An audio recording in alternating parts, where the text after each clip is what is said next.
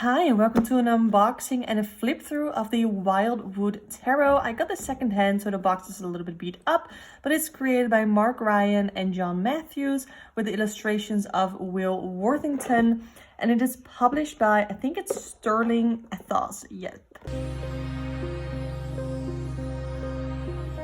So there is an interesting story about this deck. I got this second hand from Vinted. I try to get as many of my decks as I can, especially mass market decks, second hand, just because, you know, of waste, and I think it's ethical to do it that way.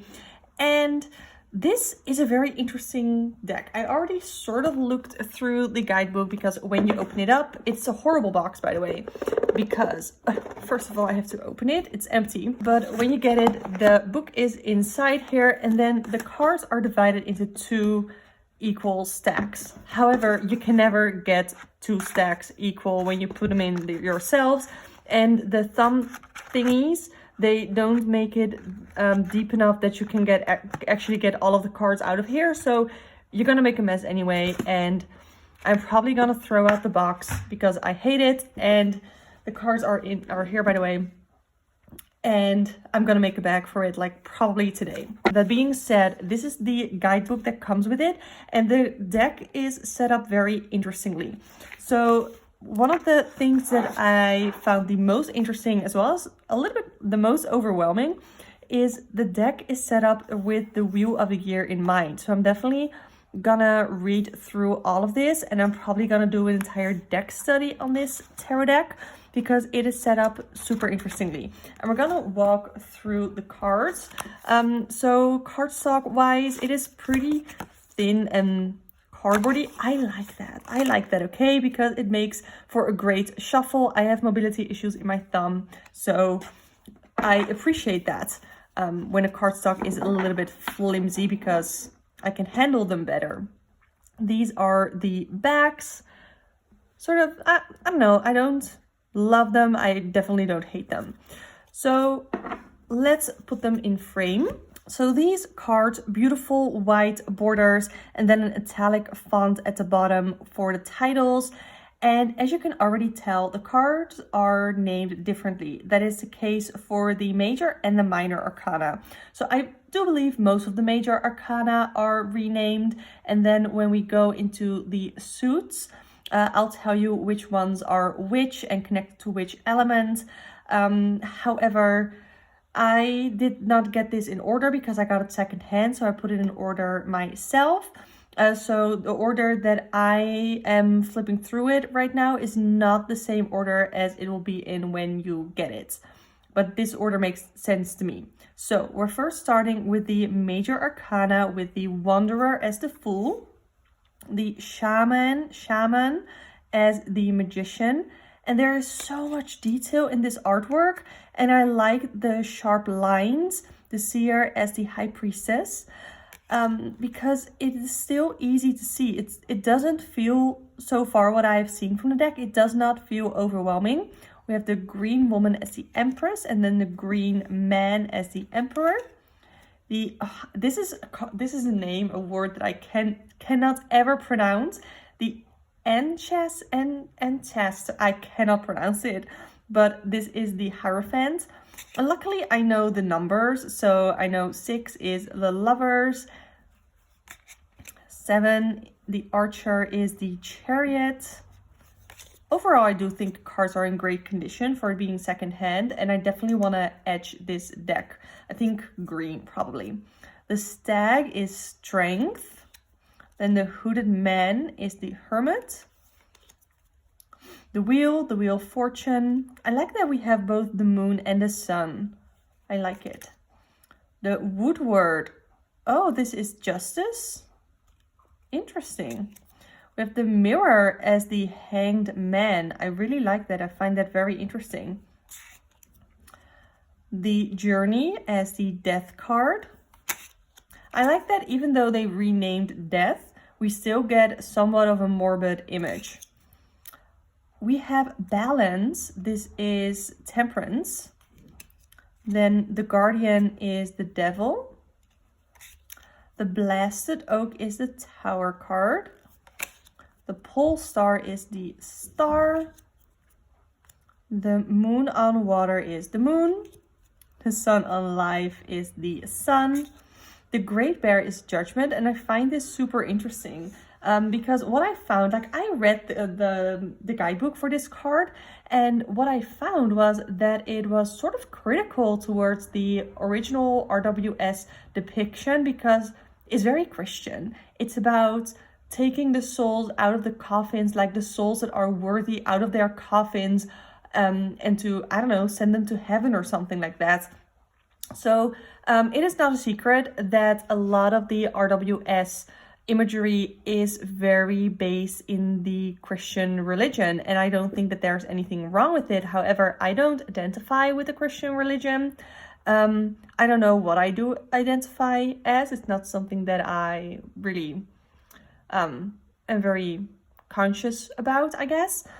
But I find it interesting that they are giving a new life to the meaning of the judgment card and the imagery of the judgment card without that Christian part of it, I guess. So we have the world tree for the world. And then we get into the suit of bows. And this is the element of fire. We can see it here as well. So this would be the suit of wands. And for every card of the pips, at least, not the court cards, but the pips, they have a keyword. So we have the Ace of Bows, which is the Ace of Wands, Spark of Life. And I guess it makes sense. We have Two of Bows, Decision. Sure, that makes sense too. However, I do see it more as seeing the potential, I guess. And then we have the Three of Bows, Fulfillment, though I see this more as exploration. Then we have Four of Bows. That can definitely be celebration. I like to see it as a stable or a safe space. Then we have the Five of Bows, empowerment. Six of Bows, abundance. I see this more as celebration or pride, I guess. Accomplishment, recognition. Seven of Bows, clearance. I see this more as boundaries. Eight of Bows, hearth fire, I guess. I see it as momentum. Nine of Bows, respect. I guess respect makes sense. I see it more as endurance or like that last final push, that last final step. 10 of Bows, responsibility, yes. And then we go into the court cards. And here we don't see keywords, but we see the names of the animals. So Page of Bows is stoat. Knight of Bows is fox. Queen of Bows is hare. And the King of Bows is adder.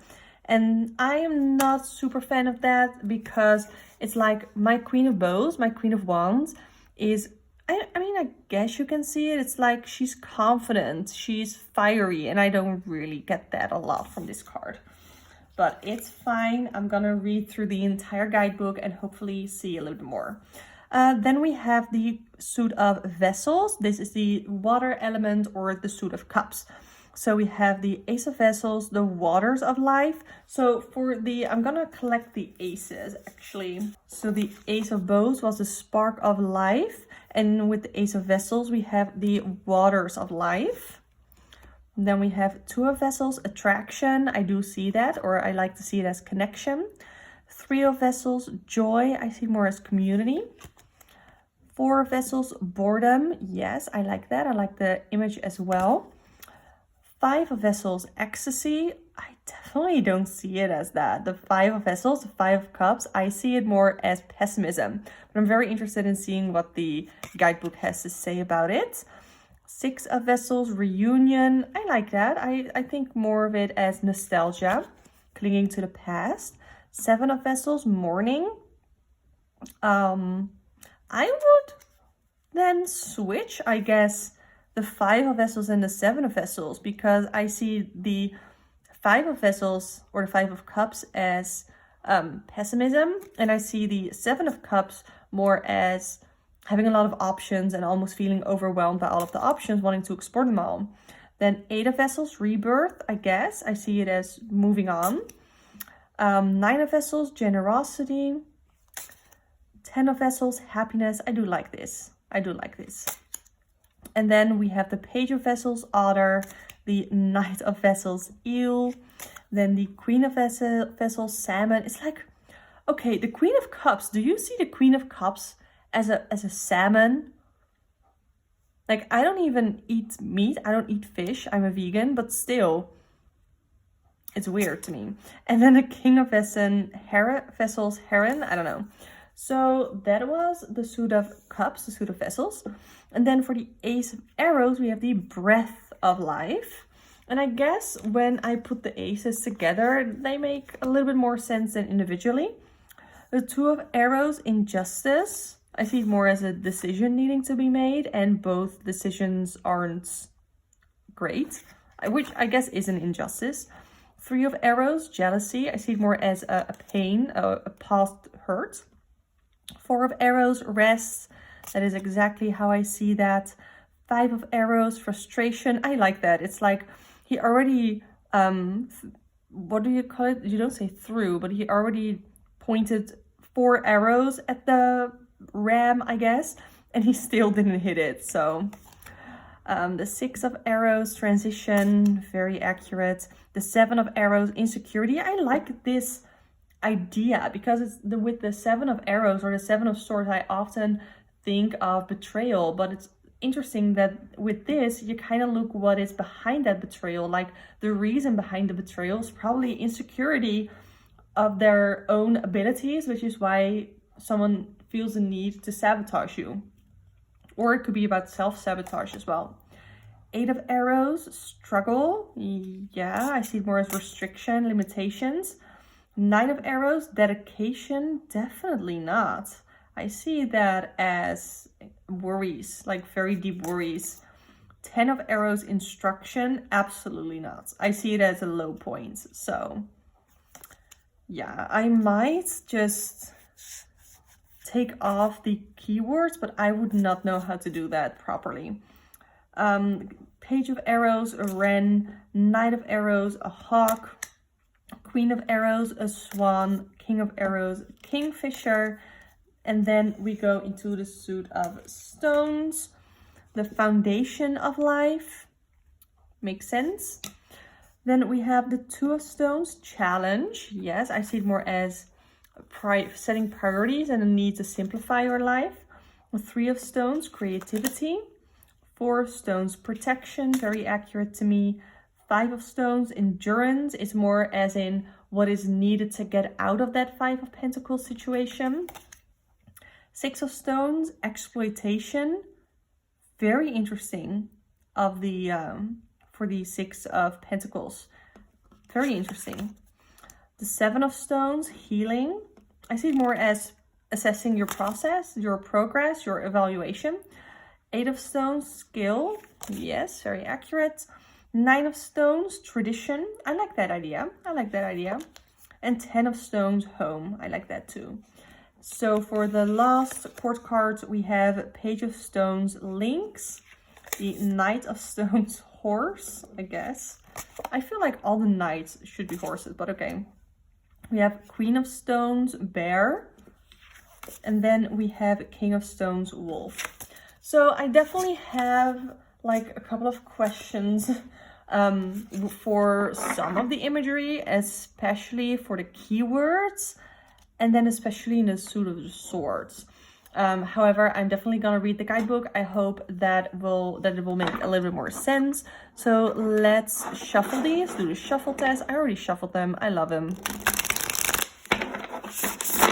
Yeah, that's awesome.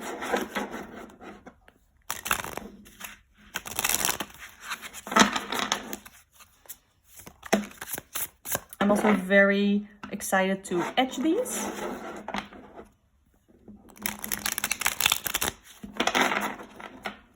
Okay, I'm gonna do a sample reading. I wanna know, for the collective, what is going well and where can we do better? First, what is going well? Can I get one card for what is going well? Everything is falling out. Okay. One card, what is going well? Okay. I'm not gonna read it in reverse. The 4 of Bows, Celebration. So what is going well with the 4 of Bows? It's the 4 of Wands. I see that as a stable place, having a safe space. I definitely see that here. I don't know if that is something that we've collectively been working at. I definitely have, in trying to make this space where I live more homey, more safe, more stable, so that I have a nice safe space to come home at. So that is fun. Let's see, where can we do better as a collective? One card, where can we do better? I have the Queen of Bows. So this is the Queen of Wands, and I already talked about this card, which is interesting because this to me is about confidence, and where we can be better is to be a little bit more confident, as well as to be a little warmer maybe towards ourselves and towards others as well. I don't know if we feel the need to create a safe space because we're feeling a little bit hostile towards others, which is where the Queen of Bows comes in, and where we can do better is to be a little bit more warm towards other people and towards ourselves as well. So that is just a little mini reading, I guess. I don't know if I want to right now. I think I'm gonna, at least for the Four of Bows, let's see what it says. Look at the guidebook. A celebration of health, wealth, and security, and a time to relax and enjoy the bounty of good fortune or labor. A holiday or festival at a time of plentiful fertility and creativity. What the problem is for me with interpretations like that, with no keywords, is that it doesn't make sense, right? Like for some of us it might make sense, but overall I think not. But we have the reading points as well, so I'm not going to go into those. And then we have the court cards are at the start of the suit in the guidebook. So we're starting with the Suit of Bows, and then we have the King of Bows and then the Queen of Bows. Here it says, hares have been linked to the spring and sexuality since Celtic times, when it was considered taboo to kill them. Prolific breeders, they represent fertility and potential. The hare is also famous for the boxing ritual that takes place during March. That literally makes zero sense to me, but we also have reading points. So as an aspect or process, outgoing warmth, jealousy and rivalry, unpredictability, retaliation, sympathy, and empathy. So those are parts where we can probably do better.